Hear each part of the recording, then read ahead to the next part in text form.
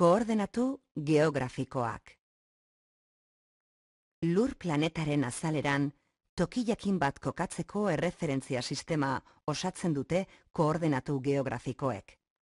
Mapen gainean, irudizko lerro batzuk marrazten dira, sare moduko bat osatuz. Bi norabidetan marrazten dira lerro hoiek, batzuk vertikalak, iparpolotik egopolora meridianoak dira. Besteak horizontalak, paraleloak hain zuzen. Irudizko bi lerro mota hoiek hartzen dira mapan puntu bat kokatzeko erreferentziatzat. Lurrazalaren gaineko paraleloen artean, ekuatorea da erreferentzia nagusia, mundu bolaren gerria irudikatu eta zirkunferentziarik handiena osatzen du. Gainerako paraleloak 0 gradutik 90 gradura bitartean graduatuta daude.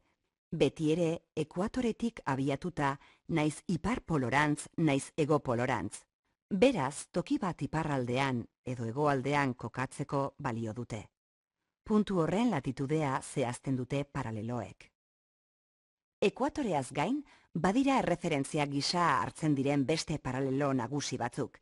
Alde batetik Kantzer tropikoa eta Capricornio tropikoa, eta bestetik zirkulu polar artikoa eta zirkulu polar antartikoa.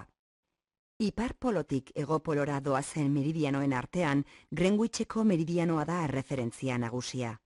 Beste meridiano guztiak 0 gradutik 180 gradura bitartean graduatuta daude. Beti ere Greenwicheko meridianotik abiatuta. Horregatik, Greenwicheko meridianoari 0 meridianoa ere deitzen zaio.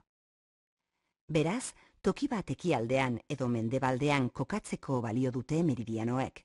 Puntu horren longitudea zehazten dute. Puntu horrek hainbat gradu izango ditu mendebaldera edo ekialdera. Latitude eta longitude datuetan oinarrituta, beraz, koordenatu geografikoak ematen dira. Adibidez, New Yorken koordenatu geografikoak honako hauek dira. 40 gradu, 42 minutu iparraldera eta 74 gradu 0 minutu mendebaldera.